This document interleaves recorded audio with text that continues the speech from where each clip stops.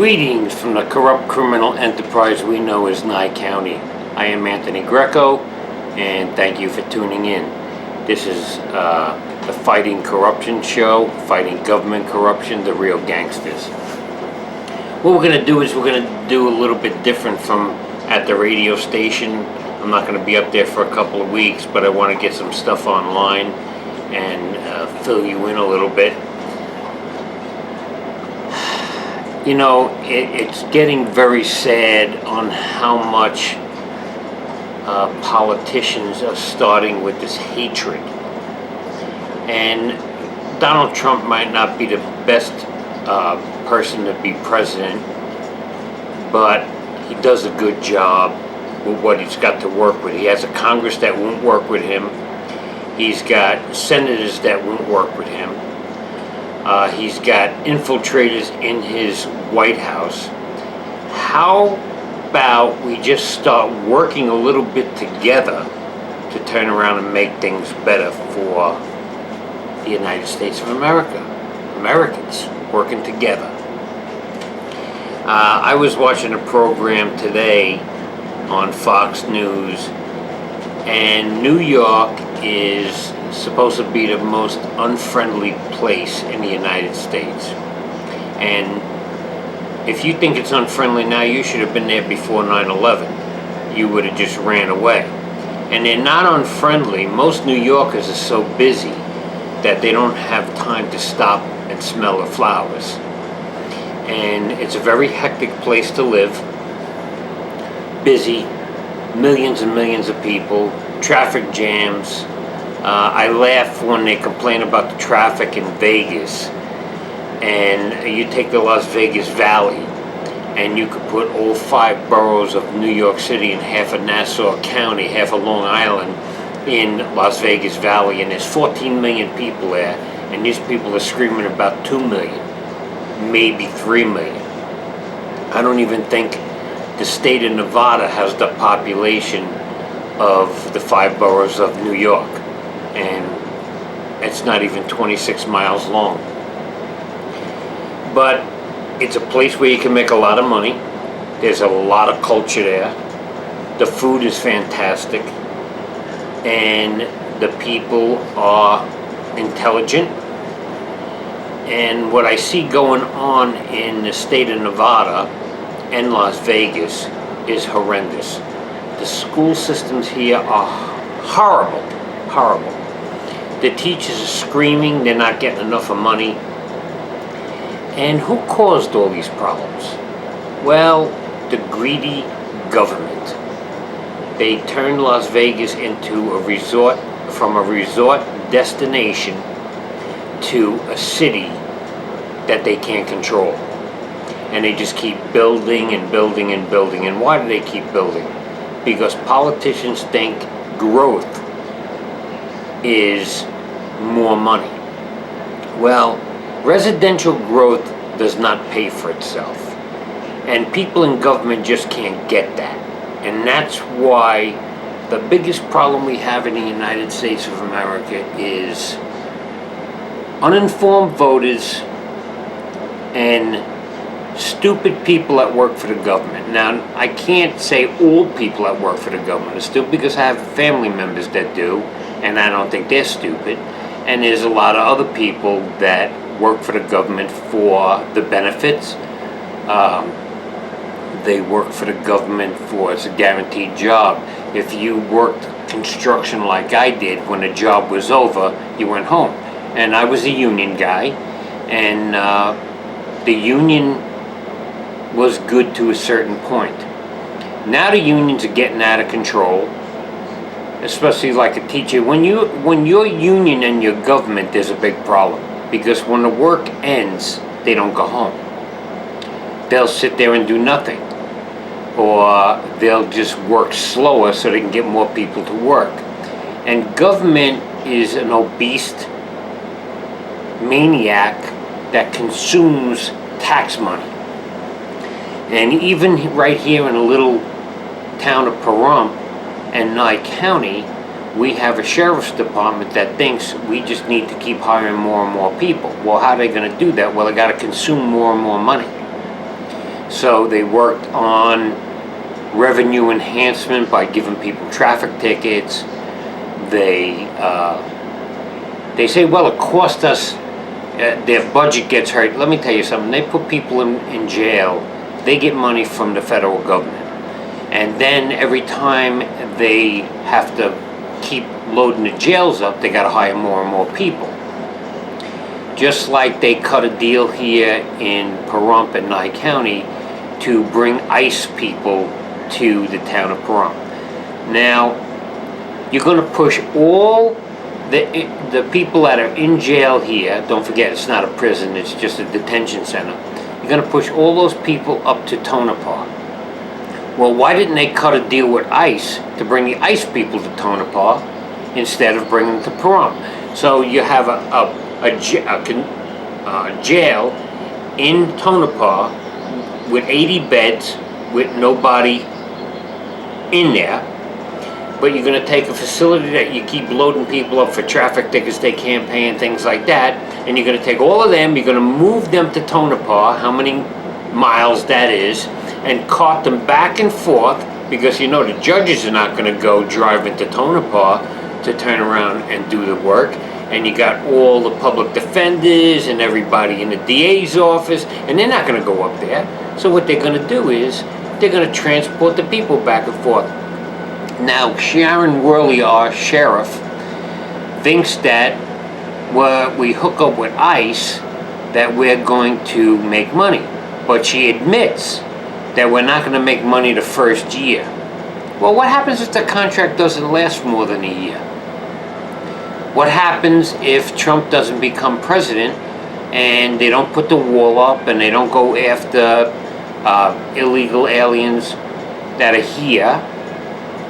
We're not going to have a contract. Well, even if Trump gets in and he builds the wall, we may not need the contract. We may not have this overflow of illegals coming in here. Now, I don't have, and I keep saying this because I don't want anybody to think, well, people that know me know I'm not a racist, so, and I'm not really worried if you think I'm a racist. But I have no problem with immigrants. And the reason for that is I'm sitting here in my living room doing this, and I got pictures on the walls of all my relatives and family members, and there's only 3 of them that weren't immigrants. That would be me, my brother, and my nephew.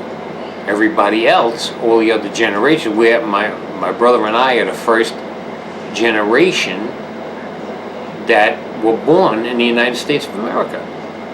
So to think that I don't like immigrants is a lie, because my whole family is. But they did it different.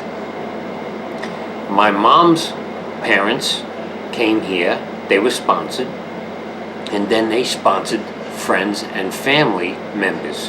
And what they would do is they would bring somebody in from Italy, and they would give them a place to stay. They'd get a job, help them get a job, and they would save money by living with my grandparents until they had enough money where they could either buy a house or rent an apartment, and then bring their family members here. And that was one set of relatives. And then my grandparents would bring another person in. Sometimes my grandfather would give him a job if he needed the help.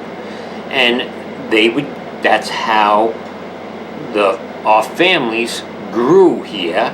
We just didn't pour in and look for a hand out. And my grandparents did not give their friends and family a hand out. They gave them a hand up. And why I say that is because that's what I try to do in our community here in Pahrump, to give people a hand up to a better life. So it's not that it was, I had a brainstorm one day and I was thinking about giving people a hand up. It's been bred into me because my family has always done it. So, and nobody came here and sponged off of them. They turned around and worked together as a unit, family and friends, as a unit to make people's lives better.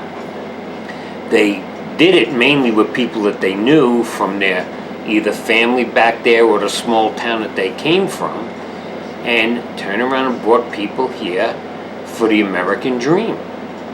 Because in our Constitution it says, doesn't guarantee us happiness, but we have the right to pursue it. So that's what my family has always done, was give people a hand up to a better life. And I try to carry that on. Unfortunately, it's bit me on the butt a few times, but I'm not going to give up because some people really deserve it. And how I got into this and growth in Las Vegas was the situation with the teachers. First of all, the teachers are always screaming they're not getting enough of money. And they need more and more. Well, why'd you take the job? If that's what you enjoy doing, stop crying about the money, because there's things I do, I don't make any money doing it. If you have to get a second job because you want to live a certain lifestyle, then go do it. But don't make the taxpayers give you a lifestyle that you want because you picked a certain career. And they're screaming that it's not just the money, but we're 750 teachers short. Well, how did that happen? We're going back to what I talked about before. They're growing the city of Las Vegas too fast. Growth does not pay for itself. Why? Well, you're building all these houses. Residential growth, I just said it a couple of minutes ago, don't pay for itself. Why is that? Well, people come in and they need the government to schools, jobs. Sometimes there's jobs for the people. Other times they go to the government, and government turns around and says, let's keep hiring more and more people. We'll just charge more and more taxes. That's what they did with the school teachers. They are 750 school teachers short. Why is that? Because they overbuilt the city of Las Vegas. I mean, they're constantly building schools. They constantly need more and more teachers. Why don't you slow down on the residential growth so we don't have that problem? Why do you need all these homes here in the city of Las Vegas? For what reason do you need to pile people on top of each other? Well, politicians think growth gives them power, which it does, but it doesn't give them enough of money. And eventually, you're going to have to find where the job's going to come from. Okay, fortunately, part of the state of Nevada has a lot of retired people. Now that's a good thing. Like the town of Pahrump has a lot of retired people. And why do I say that's good? They don't need a job. They don't use the schools. The only thing they do is have income and spend money on goods and services right here in Pahrump. So that's a good thing. But when young people come here, like we had, I'll just mention Holly Culkin's name, he said that there were no good jobs for his children. Well, he moved to a rural community and there were no good jobs. He happens to be a businessman and he did good for himself because he's a hard worker. He's a go-getter. Okay, but maybe his kids don't have the skills for that, or maybe they don't want to do what he does for a living. So they had to move away from here. And his thing was, when he was on the town board, he was trying to bring industry. And he was trying to bring in a tank park and a recreation center and things like that. But then you bring in tourists, which is good. Tourists are actually good too, because they come in, they spend their money, and they leave. And they don't usually need a lot of assistance by the police. They don't need the schools and things like that. So tourists really don't need government. Senior citizens really don't need government assistance. They have their income. They have doctors. Most of them have insurance because they're retired. So you have to find the way to grow your community where it doesn't tax, not tax money, but overwork the local government where you got to keep growing it. And there's the situation. Government people, bureaucrats, want more and more power. How do you get more power? Well, you're there a year, and then some more new people come in. Well, you've been there before them, so you have more seniority than they do. So you get to oversee more people. The more people that work under you, the more money you have to get. So you see how the problem of residential growth really doesn't pay for itself. Then you're taxing or overusing the roads. Then people are screaming, I need more roads. Well, I came from New York City, like I always say, and a lot of people come here from California because it's close. But why do they leave California? Too populated? Too much taxes? Well, when you come from a place like New York, Chicago, or New York, and then you look around and say, well, I don't have any street lights, and we don't have any sidewalks, and the roads aren't that good. Well, why do you think you had all of that stuff where you came from? Because you were taxed to death. They took all your money that you earned to turn around and give you all those services that the government provides. Street lights and paved roads and things like that. As far as I'm concerned, I don't complain about the roads, I just drive a little bit slower. You can come in front of my place and rip out all the pavement and leave dirt, I don't care. Not a problem to me. Don't give me good roads. Leave the gravel, I don't care. I'm telling you, I don't care. When I was a kid, we had a summer house in Dingman's Ferry, Pennsylvania, in the Pocono Mountains. And the roads were all gravel and dirt and everything like that. And they all used to complain because we came from New York. Wow, the roads are no good. Well, because you're paying nothing in real estate tax. That's why they don't spend the money on roads.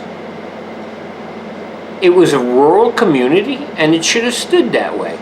I haven't been up there in about 30 years. I know it was getting overbuilt because when you drive back to New York and you're on Interstate 80, the parts of Pennsylvania that I remember that was all rural is packed with people. Well, why? Because the people are running out of New York City, and there's not enough room, and they can't go too far upstate New York, so they head west into Pennsylvania. And those rural communities are becoming cities. And what happens when you become a city? More and more problems.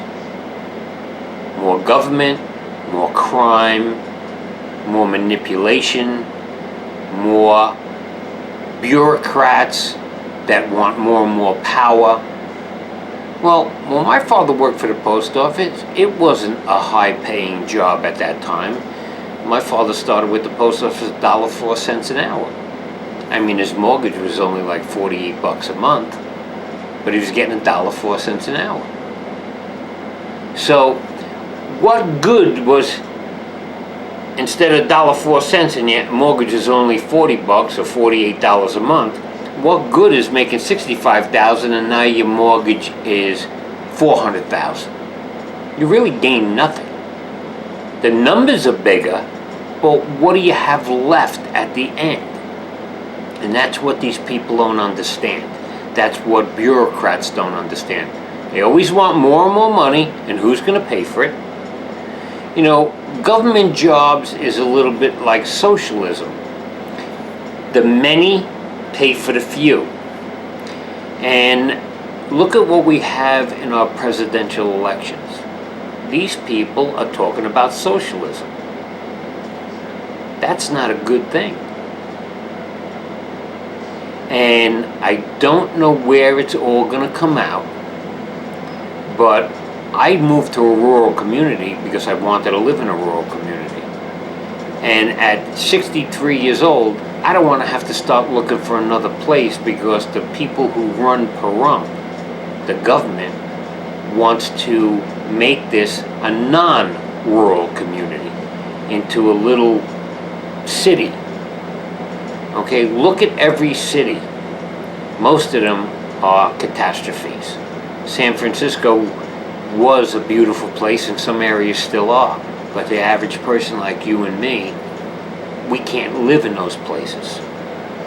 Look at Detroit. You could buy a house in Detroit for $6,000 because nobody wants to live there. But if you go to certain parts, it's beautiful. But they have a lot of property. Even New York City, there's places you can buy an apartment for $10-15 million. And it doesn't make a difference what's going on outside because you don't see it. Doorman opens the door, you get in a limousine, you drive away. They have all the conveniences in New York City without any of the things that the everyday person has to look at. And I don't begrudge them for having all that money because they had to get it somehow. And no matter what some people think, people with a lot of money are not bad people.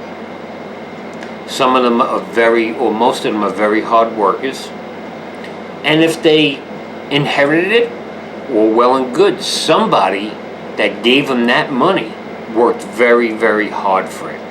Now, we're going around in a lot of circles here and we're jumping from point to point, but what I'm trying to get the story down to is when you have people running for president and running for all different office, government, and they always try to make rich people look bad. Well, what is rich? Okay, when I was in New York, was I rich? Well, some people thought I was. I didn't think I was. The people that had a lot more money than me didn't think I was. So, rich is a bad term. Okay, it should be a person of means where they have enough of money that they could do anything they want at any time they want without going into debt, without hurting anybody for money.